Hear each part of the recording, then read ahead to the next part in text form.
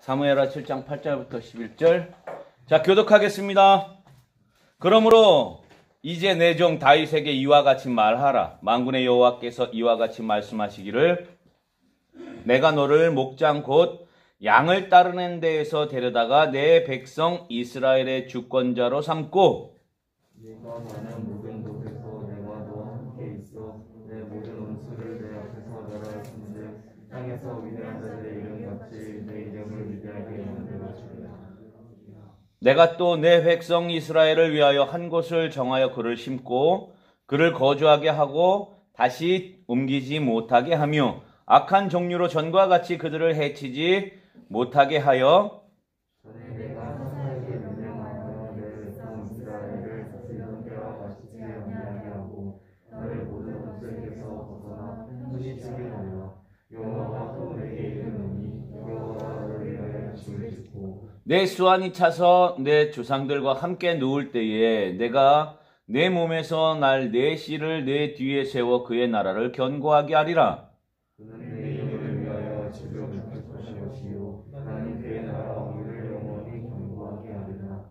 나는 그에게 아버지가 되고 그는 내게 아들이 되리니 그가 만일 죄를 범하면 내가 사람의 매와 인생의 채찍으로 징계하려니와 내가 내 앞에서 물러나게 한 사울에게서 내 은총을 빼앗은 것처럼 내게서 빼앗지는 아니하리라. 내 집과 내 나라가 내 앞에 영원히 보존되고 내 왕위가 영원히 견고하리라 하셨다 하라.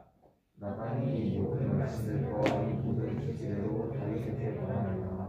아멘. 자, 우리 좌우 옆뒤 우리 청년들을 공동체원들하고 인사합시다. 샬롬. 한 주간 행복하셨습니까? 인사해. 인사하시죠. 한 주간 행복하셨습니까? 시간 행복하셨습니까? 네. 네. 코로나19로 여러분 어떻습니까? 슬퍼요. 학교 아직도 못 가고 있지? 네. 그런데 학교는 갔는데 학교 주변에는 있지만 학교 안에 또 들어가 봤자 아직 인강이라 사이버강인가? 뭐 여기 신입생들은 입학식도 못하고 벌써 사이버로 개강부터 했을 텐데 뭐 그죠? 아무튼 조금 있으면 해결될 것 같은 기미가 보이는데 언제적일지 몰라요. 자, 오늘 말씀의 제목을 한번 다 같이 읽어볼까요? 시작. 우리 오늘 우리 오늘 눈물로야? 아주 좋아. 우리 오늘 눈물로. 자, 다윗 언약이라고 하는 말씀의 제목인데, 이건 원래 부제야. 주제는, 저걸 주제로 하자. 부제는 뭐냐면, 다윗을 향한 하나님의 특별한 사랑이라고 하는 거예요. 뭐라고? 다윗을 향해 있었던 하나님의 특별한 사랑이 있었어요. 거기에서 이제 다윗을 빼고 여러분들의 이름을 넣고, 그런 여러분들에게 향한 하나님의 특별한 그런 사랑 이런 것들이 여러분들 속에 있기를 바랍니다. 구약에는요, 두 가지 양대 산맥이 있어요. 뭐가 구약의 양대 산맥이다라고 하면 커버넌트 이게 뭘까? COVENANT 언약, 계약이라고 하는 거예요. 약속. 우리가 아니면 영어 또 테스타먼트라고 그러죠. 테스타먼트. 올드 테스타먼트, 뉴 테스타먼트. 이건 뭐야? 구약하고 신약이잖아. 그죠? 그게 뭘까요? 구약은 한문을 풀었으면 뭐지? 오래된 약속, 오래된 언약, 오래된 약속, 계약. 두 번째는 신약은 그러면 새로운 약속이겠지. 새로운 언약일 테고. 그래요, 맞아요. 그런 약속들인데 이제 성경 전체로 보면 하나님께서 주신 이 약속이라고 하는 것은 테스타먼트는 메시아, 예수 그리스도라고 하는 건데 일단은 구약을 놓고 보면 두 가지 커다란 약속이 나오는데 뭐냐면 언약이 나와요. 첫 번째는 십계명이라고 하는 거예요. 십계명 언제 나오지? 어디서 나오지? 출애굽기에서 나오겠죠? 출애굽기 20장에. 그 전에 19장부터 이렇게 나오긴 시작하긴 하는데 거기 하고요. 신명기 5장에 나와요. 그게 뭘까? 시내산 계약이. 그러면 모세가 시내산에 올라가서 밤낮을 거기서 있으면서 하나님께 받았던 계약, 계명들, 율법들이라고 하는 것들일 거예요. 그것을 요약할 수 있어. 뭐로? 우리가 잘 아는 거. 시내산 계약하면 두 돌판에 쓰여진 계명 있잖아. 몇 계명이야? 그렇지. 10계명으로 요약할 수 있어. 10계명. 그런데 중요한 게 있어.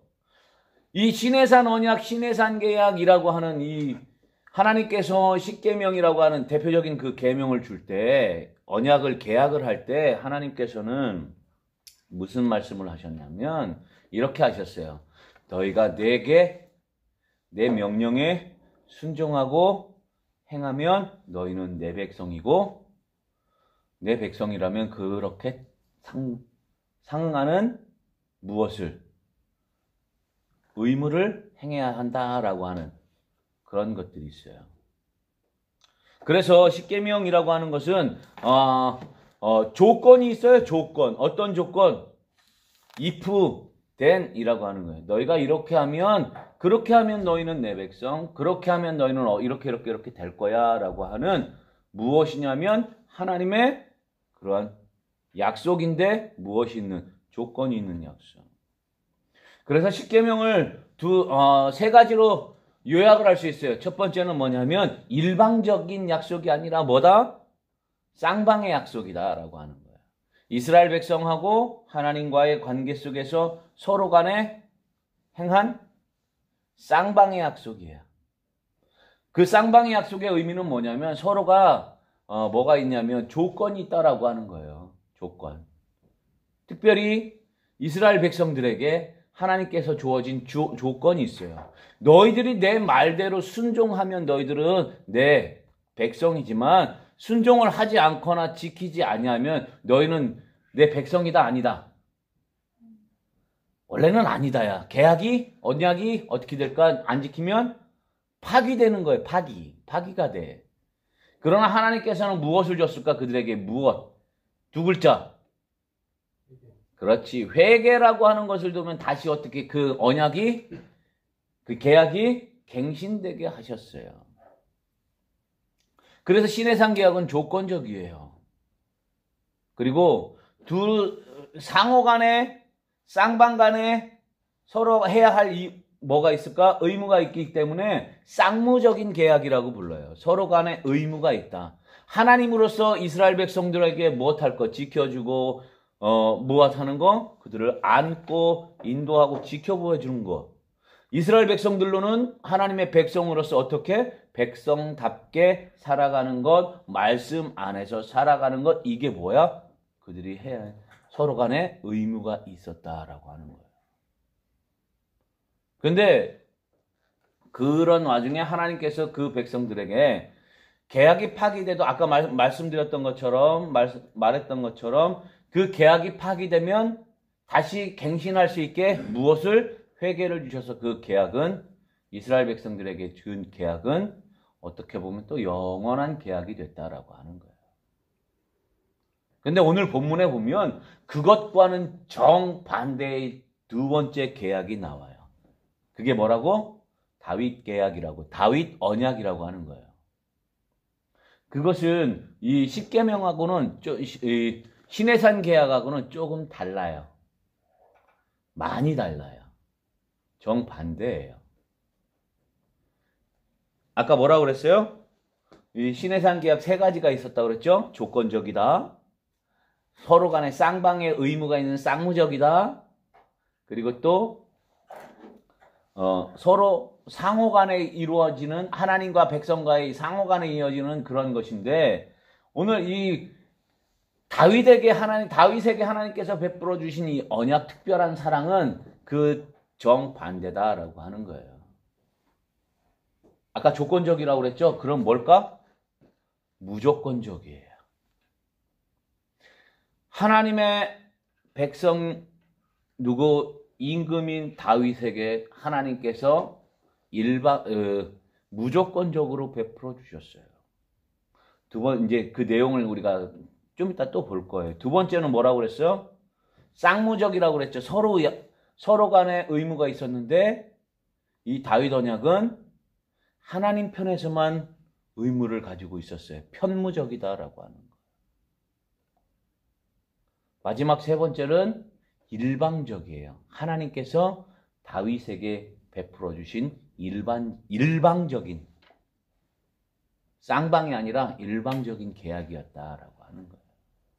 그 계약의 내용이 바로 오늘 본문에 나와 있는 그 말씀이에요. 그렇다면 자 봅시다. 그렇다면 왜 하나님께서 그토록 다윗에게, 유독 다윗에게만 그렇게 했을까요, 여러분? 다윗이 어떤 사람이길래, 대체 어떤 사람이었길래 하나님께서 그 다윗에게만큼은 그렇게 행하셨을까요? 우리 힌트 한번 찾아볼까요? 사도행전 찾아봅시다. 사도행전.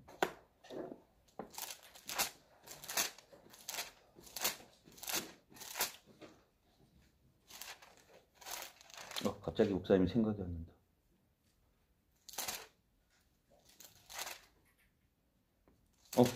아버지. 오케이. 사도행전 7장.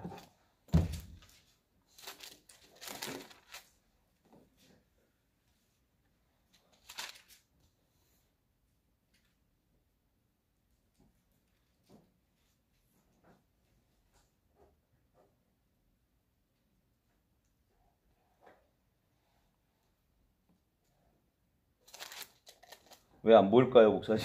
갑자기 생각이 안 나요. 여기 있는 것 같아요. 내 마음에 합한 자라라고 하는 그 말이 나오는데,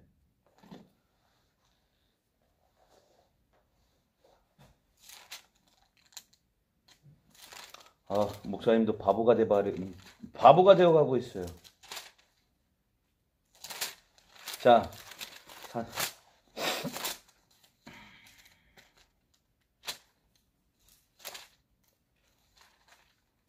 읽었다 치고 7장에 보면 나오는데 7장 몇 절? 13장? 13장 13절. 오케이. 쏘리. 맞네. 13장 13장에 보면, 사도행전 13장에 보면 이렇게 이야기해요. 23절에 22절 다윗을 왕으로 세우시고 증언하여 이르시되 내가 이새의 아들 다윗을 만나니 이 사람이 어떤 사람이라고요? 내 마음에 맞는 사람이라, 내 마음에 합한 사람이라, 내 뜻을 다 어떻게 하리라? 이루리라 라고 하는 표현이 나와요.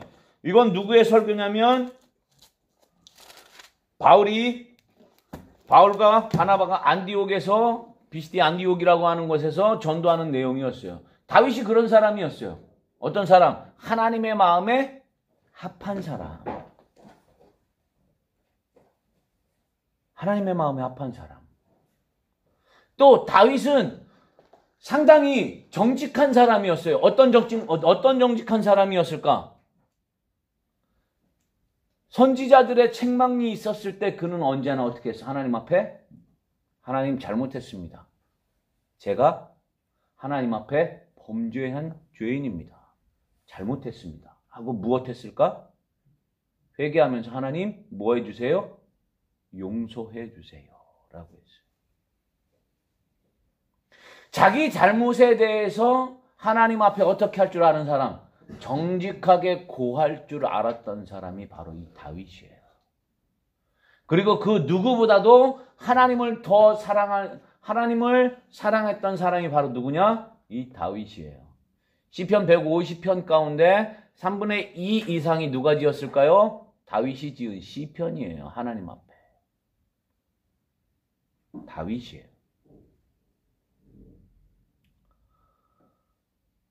그러니 하나님께서 이 다윗의 그런 하나님을 향한 마음, 그리고 행했던 여러 가지 모습들을 보시면서 하나님이 다윗을 보면서 흡족해 하셨어요.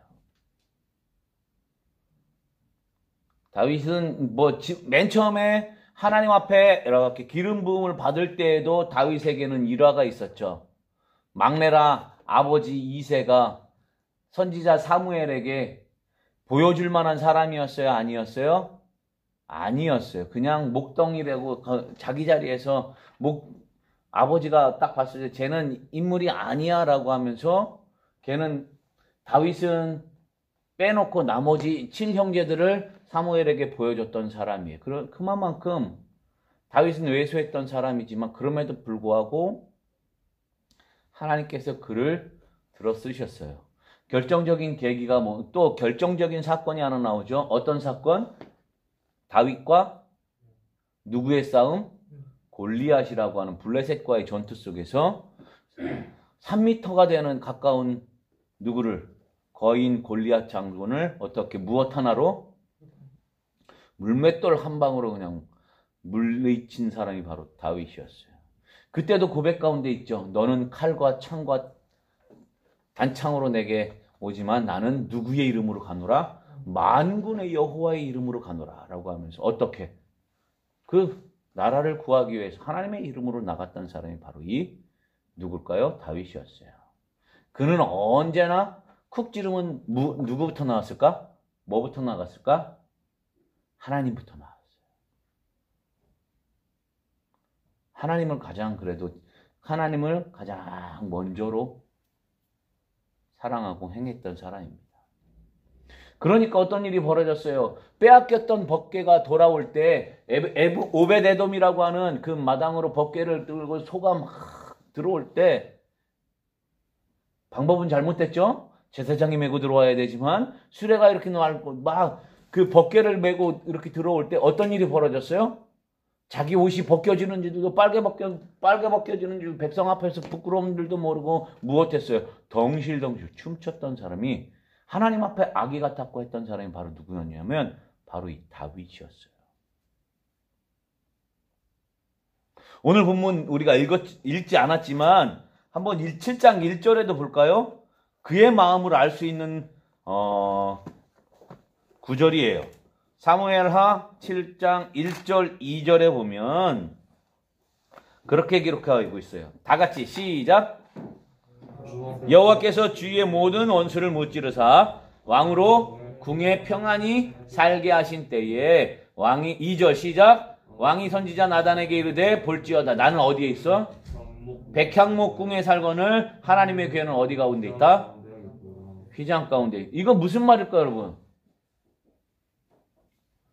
이제 하나님께서 모든 전쟁을 끝나게 하시고 왕이 사울 왕이 쫓아오는 거, 사울이 죽이려고 했던 거, 그런 나머지 사울의 아들들 여러 사건들, 주변의 사건 이런 것들을 다 정리하고 이제 평안히 살게 할 때에 이 다윗이 걱정하는 게 하나가 있었어요. 뭘까요? 바로 자기는 어디에 무슨 궁에 살고 있대? 백향목궁이라고 하고 있죠. 백향목궁이라고 하는 것은 우리나라 경복궁 가면 구중궁궐이라고 하는 그런 의리의리한 아니면 옛날에 요새 같은 그러한 것들을 생각하면 돼요. 그런 자기는 그래도 튼튼하고 그런 곳에 있는데 초라하게 하나님의 임재가 있는 하나님의 괴는 어디에 있다고? 휘장 가운데 있다. 천막 가운데 있다. 그런 의미예요. 하나님 임재가 그게 어디에 있든 그게 중요한 건 그 형편이 중요한 게 아니라 하나님이 어디에 임재해 있느냐가 중요하지만 그럼에도 불구하고 자기는 인간의 눈으로 봤을 때 나는 그래도 편안해. 굉장히 의리의리한 곳 이런 곳에 있는데 하나님의 임재해 계신 곳은 어떻다고? 보잘것없고 하찮고 초라해 보인다라고 하는 거예요. 그러면서 그가 그 마음에 두고 있었던 게 뭘까? 하나님의 전을 지으려고 했었어요. 근데 하나님께서는 그 전 짓는 거를 하나님의 성전 짓는 것을 허락하셨을까요? 안 허락하셨을까요? 허락하지 않으셨어요. 왜 그랬을까? 다윗이 뭐 하는 사람이었어요? 용사였어요. 전쟁하는 사람이었어요. 그래서 무엇을 많이 흘렸을까? 사람을 많이 죽였으니까 피를 많이 흘렸겠죠. 즉 하나님의 전을 짓는 거룩한 성전을 짓는데 하나님의 전을 짓는데 사람을 물론 하나님께서 행하신 그러한 일이겠지만 사람의 피를 많이 흘린 그 장수가 짓는 것은 허락한다 안 한다? 안 한다 하셔가지고 대신 너 그 마음을 내가 알겠다라고 하면서 무엇했을까? 모든 재료라든지 터전이라든지 이런 준비를 설계도라든지 이 성전 지을 준비를 바로 이 다윗이 다 해놨어요. 그리고 나서 나중에 숟가락만 얹은 게 누굴까? 다윗 뒤에 임금 솔로몬이에요. 맞아요. 다윗이 하나님을 향해 사랑하는 그 마음을 통해서 다윗이 지을 수도 있었어요. 그런데 하나님 너 안 돼? 라고 하니까 네 뒤에 그러니까 지을 것을 미리 준비해 놓고 하나님 명령에 순종하는 그러한 다윗이었어요.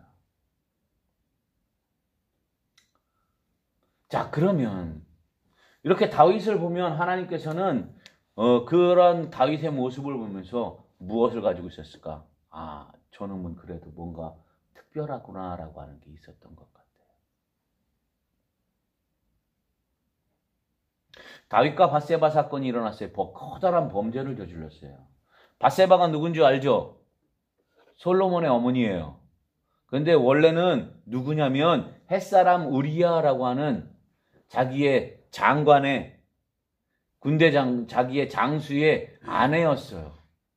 근데 그 아내를 취했어요. 근데 그 아내 취한 것을 어떻게 은닉하려고 전장에 나가 있는 그 남편이었던 우리아를 빨리 들어와라, 좀 쉬어라 라고 해가지고 자기의 범죄를 은닉하려고 했는데 장수가 들어왔어요? 안 돌아왔어요? 전장에서 안 돌아왔어요. 그러자 어떻게 했을까요? 야, 전장 깊숙이 들어가서 장군만 남겨놓고 너희들은 나와라 라고 하면서 자기 자신의 충직이었던 우리아가 전장터에서 그렇게 죽었어요. 그러면서 밧세바를 이제 자기의 아내로 삼게 됩니다. 커다란 범죄죠. 그런데 나단이 꾸짖어요. 나단 선지자가 당신 이렇게 하면 이제 부잣집 짐승에 대해서 이렇게 예를 들면서 이렇게 해서 설명을 하면서 다윗을 하나님을 대신해서 이 나단 선지자가 꾸짖습니다. 그럴 때 어떻게 했느냐면 통회 자복하면서 하나님 앞에 회개했던 사람이 바로 이 다윗이었어요. 또 두 번째 큰 잘못을 저질렀어요. 어떤 잘못이냐면 인구조사를 하게 됐어요. 인구조사라고 하는 건 그때 당시에 하나님께서 어떻게 해야 되는 거냐면 명령하셔야지만 행할 수 있었던 것이에요. 그런데 인구조사를 했다라고 하는 것은 뭐냐면 하나님께 도전한다라고 하는 그런 의미였거든요. 그러했을 때 어떻게 했을까? 가시라고 하는 선지자를 통해서 다시 꾸짖어요. 그럴 때 이 다윗은 또다시 하나님 앞에 바로 무릎 꿇어 회개합니다. 자기 자신의 범죄함을 뉘우쳤어요. 그런데 참 희한한 게 있어요. 이 사무엘 하에 보면 그러한 다윗의 실수들이 기록이 되어 있는데 역대기에 보면 그런 내용이 나올까요? 안 나올까요? 안 나와요. 똑같은 이스라엘 임금에 대해서 써놓은 책이 이렇게 사무엘상하, 열왕기상하, 역대기상하 이렇게 6가지 책이 나와 있는데 전반부에 있는 이야기가 후반부에는 안 나와요. 좀 미화가 돼 있어요. 그런 것들은 이 사관의 차이예요. 시대적 배경의 차이가 있어서 그런 이유가 있었어요. 어쨌든 중요한 건 뭐냐면 이스라엘 백성들이 아주 존경하고 위대하다고 생각하는 다윗도 우리와 어떤 사람이다? 똑같은 사람이었다. 무엇하는 사람? 범죄하고 실수가 많고 하나님 앞에 어떤 사람? 죄도 지을 줄 아는 사람. 그런데 다른 점이 있었다. 뭘까요? 내가 왕입네 하면서 거드름 피우거나 그런 게 아니라 어떤 일이? 자기가 범죄했을 때 하나님께로부터 받은 음성을 전하는 선지자의 말이 있거나 자기를 책망하는 그런 소리가 있으면 자기가 만약에 하나님을 떠나서 하나님의 사람으로서 행하지 못한 잘못한 그러한 행동이 있다면 어떻게 했다? 하나님 앞에 바로 회개하고 하나님 앞에 돌아왔다라고 하는 거예요. 내가 누군데 권위를 내세웠던 게 아니라 그런 일이 있을 때 어떤 일이 벌어졌어요? 하나님 앞에 정직히 돌아와서 회개할 줄 아는, 회개의 결단을 내릴 줄 알았던 그런 용감한 사람이었다라고. 바로 다윗의 앞 임금이었던 누구야? 왕이었던 사울은 그렇지 못했어요. 그래서 사울에게서 그 왕위를 누구에게로 뺏긴 거예요? 사울이 다윗에게로 빼앗겼던 겁니다. 사울은 교만했었어요. 제사장이 해야 할 일도 사울이 하려고 했고요. 심지어 하나님을 부인하는 행위, 그리고 하나님이 가장 싫어하는 행위였던 우상, 이방 신을 섬기기까지도 하면서 무당을 찾아가서 점치는 엔돌의 신접한 여인을 찾아가서 죽은 사무엘을 불러달라고 막 하기까지 했던 사람이 바로 이 사울이었어요. 그러니까 그런 것들을 빼앗겼어요. 하나님의 복을. 그런데 다윗은 그렇지 않았어요. 하나님 앞에 자기 자신을 정직하게 내려놓을 줄 아는 사람이었어요. 생각을 한 부분 하자. 오늘 딱 한 절 구절에서도 알 수 있잖아요. 아, 나는 이렇게 편안한데 하나님께서는 어떻게 계시구나. 저런 초라한 데 계시구나. 아, 저기를 지어야 되겠다. 이런 늘 하나님을 향해 그 생각이 열려있던 사람이 바로 누구다? 하나님이었다. 이 다윗이었다라고 하는 거예요. 오늘 8절부터 16절에 보면 그래서 다윗에게 하나님께서 주셨던 그 약속이 있어요. 첫 번째는 뭐냐면 8절에 보면 이스라엘의 뭐로 삼겠대요? 주권자였어요. 주권자로 삼겠대. 원래는 뭐 하던 사람이었어요? 양치는 목동이었어요. 그런데 너는 어떤 사람이다? 주권자를 삼겠다. 이게 무슨 의미냐면 히브리어로 나기드라고 해요. 나기드. 이게 히브리어예요. 히브리어. 나기드.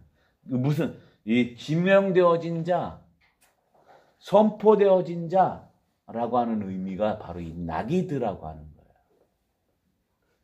즉, 이 의미는 뭐냐면 스스로 권위를 쟁취한 사람이 아니라 누가 하나님에 의해서 지명되어져서 지목되어져서 공적으로 너는 뭐다? 아, 이 나라를 다스리는 주권자다라고 하면서 이렇게 선포되어진 자라고 하는 의미가 이 주권자라고 하는 나기드라고 하는 거예요. 사울이 하나님의 영이 떠났잖아요. 그럼에도 불구하고 어땠어요? 그는 계속 자기가 왕으로서 공적으로 그렇게 행하려고 했었어요. 그런데 하나님은 어떻게 했어요? 떠나버렸어요. 그래서 누구한테 갔어? 다윗에게 갔어요. 즉 다윗은 야 너는 내가 어떻게 한 사람이야? 선택한 사람이야.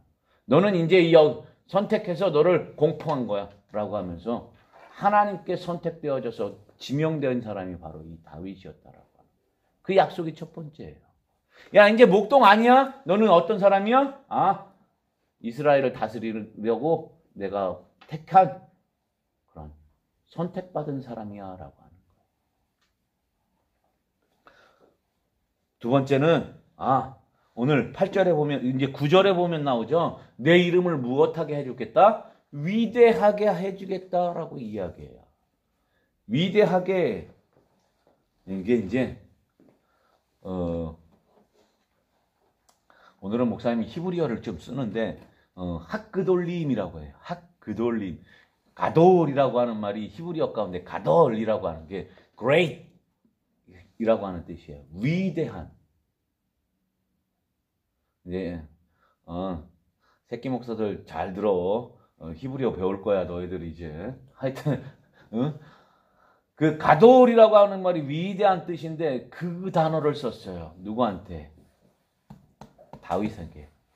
위대하게라고 하는데 뭐라고? 9절에 보면 그렇게 기록하고 있어요.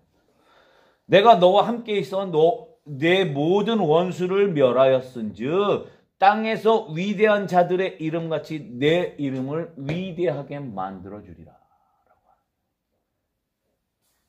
다윗의 이름이 어떤 사람이 될 것이다? The great. 유일한 위대자라고 하는. 근데 그 이름이 참 위대해졌어요. 이스라엘 나라의 국기 안에 보면 육각형의 별이 있죠. 그게 무슨 별이에요? 다윗별이에요. 다윗별. 정말 위대해졌어요. 그리고 이스라엘 백성들이 가장 존경하는 왕이 임금이 바로 또 이 다윗이에요. 영어로는 데이빗.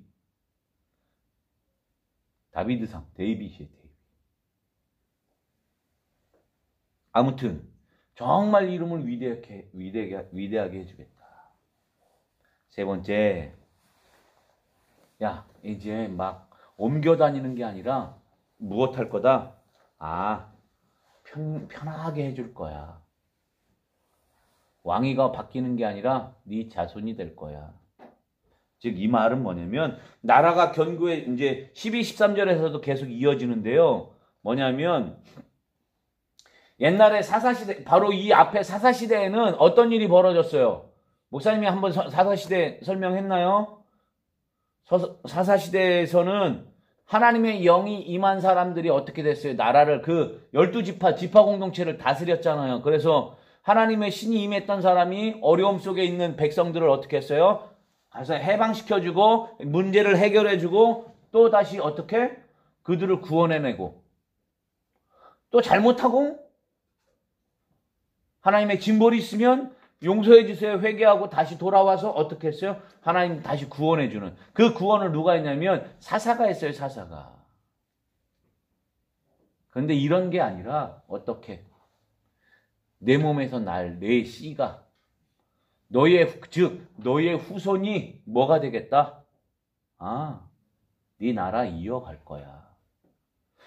사울은 그렇지 않았잖아요.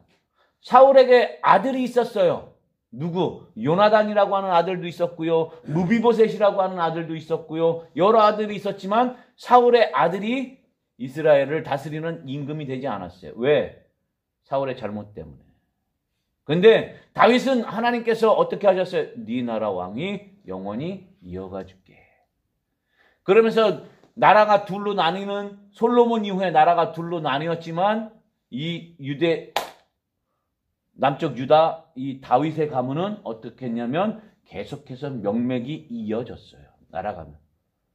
근데 역사 속으로 이제 나라가 완전히 망하고 나서는 그런 모습이 사라졌지만 예수님 오시기까지는 그 가문이 어떤 일이 벌어졌을까? 정말 영원한 가문이 됐어요. 예수님께서 다윗 가문으로 어떻게 하셨어요? 이 땅에 오셨거든요. 영원한 왕위가 되었던 거예요. 나라를 견고하게 하고 왕위를 견고하게 하겠다라고 하는 그러한 사랑이에요. 그러면서 마지막으로 뭘 하냐면 영원히 보존되게 하겠다라고 하는 거예요. 자, 16절 다 같이 한번 읽어볼까요? 15, 16절 내가 내 앞에서 물러나게 한 사울에게서 내 은총을 빼앗은 것처럼 그에게서는 무엇하지 않으리라? 다윗에게서 빼앗지는 아니하리라. 네 후손에게서 빼앗지 아니하리라. 그리고 나서 계속 16절 시작. 내 집과 내 앞에서 영원히 보존되고 내 왕위가 영원히 견고하다. 맞아요. 네 가문이 영원할 거야 라고 하는 거예요. 자, 여러분 지금 원래는 이제 한번 생각해 봅시다. 지금 이스라엘에 있는 이스라엘 사람들을 우리가 무슨 사람이라고 불러요? 그들이 어떤 Jewish 이게 무슨 뜻이야? 그렇지, 유대인이야, 유대인. 이스라엘 백성들을, 이스라엘 사람들을 우리가 뭐라고 불러요? 유대인이라고 불러요. 유태인이라고 불러요. 그 유태인이 뭘까? 성경에 나와 있는 유다 지파예요. 12지파가 있죠. 12지파. 이스라엘의 12지파. 유일하게 피가 안 섞이고 혼혈이 안 되고 자기들 그대로 가지고 있는 지파가 바로 이 유다 지파예요. 그리고 제사장 지파가 있었겠지. 레위 지파라고. 그들도 있긴 하겠지만 이 유다 지파만큼은 하나님께서 그 지파를 깨끗 지켜나갔어요.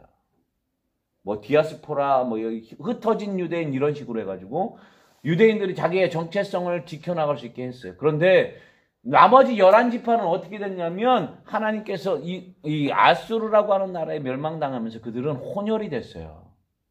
피가 섞였어요. 그래서 그들이 조금 뭐라고 할까, 자기 지파에서 제대로 된 그런 하나님의 선민의 그런 모습들은 없었고 오직 누가? 이 유대 지파가. 그래서 그들을 지금 이스라엘에 가면 누가 있어요? 이스라엘 백성들 있죠? 국호는 이스라엘이지만 그 사람들은 거의 대부분 우리가 뭐라고 불러? 유태인 하는 게 유다 지파의 후손이기 때문에 그러는 거예요. 유다 지파. 그 유다 지파 가운데 누가 있어요? 바로 다윗이 있고요. 그 가운데 또 그 다윗의 가문에서 또 누가 있어요? 메시아인 예수 그리스도, 부활주일이었죠. 부활하신 그 예수님이 바로 그 지파로 왔어요. 그래서 영원히 왕위가 보존되고 견고할 거다. 누구 덕분에? 메시아인 예수님 때문에. 그리고 또 너 한 사람으로 인해서 네 후손들이 오늘 이야기해요. 뭐라고? 네 아들이 아니야. 내 아들이야.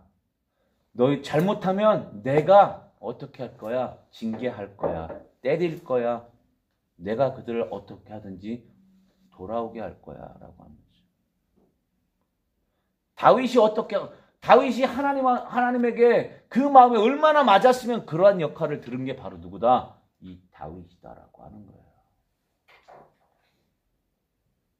하나님을 그렇게 하나님을 그렇게 사랑했더니 다윗의 자손들을, 후손들은 걔네들은 그냥 가만히 있어도 뭐 하는 걸까?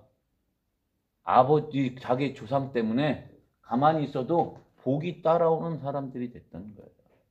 하나님의 관심 밖에 있던 사람들이 아니라 관심에 주된 사람들이 바로 그 다윗의, 얘 조상이 누구지? 다윗이지? 라고 하는 그것 하나로 인해서 하나님께서 그 후손들을 영원히 세워주셨다라고 하는 거예요.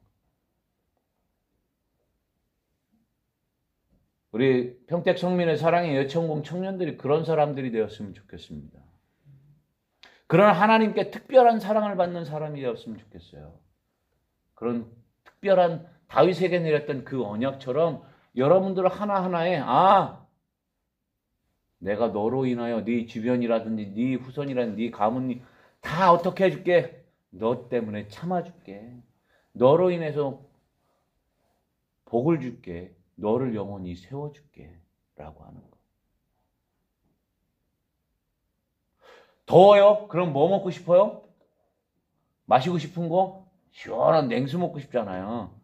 바로 그 모습이었어요. 한여름 얼음 냉수와도 같이 하나님의 마음을 시원케 한 사람이 바로 누구다? 이 다윗이었다라고 하는 거예요. 신앙적인. 그렇다고 그 사람이 우리보다 더 위대한 사람 아니에요. 엘리야도 우리와 똑같은 성장이 같은 사람이라고 써 있는데, 성경에 기록해 있는데, 다윗도 마찬가지예요. 우리와 같이 실수도 많이 저질렀어요. 하지만 하나님 앞에 정직하게 하나님 잘못했습니다 하면서 돌아오고 그 잘못을 뉘우칠 줄 알았던 사람이에요. 그런 모습들, 하나님 앞에 인정받고 있었던 그런 모습들, 여러분들 속에도, 우리 사랑의 예천국 모든 공동체원 속에도 그 다윗과도 같은 그런 신앙의 모습이 있기를 주님 안에 축복합니다. 그래서 누구? 성립교회 청년들, 우리 아무개 누구? 내가 너 때문에, 너로 인해서 주변에, 아니 네 후손에, 우리 자손에, 아니 우리 가족에 내 주변에 줄게, 허락할게 라고 하는 그런 의미가, 그런 하나님의 선포됨이 우리 가운데 있는 귀한 청년들이 되길 주님 안에 축복합니다. 그런 언약을 맺을 수 있는 여러분들 되길 축복합니다. 우리 찬양하면서 헌금하겠습니다. 오늘도 씨앗을 뿌려봅시다.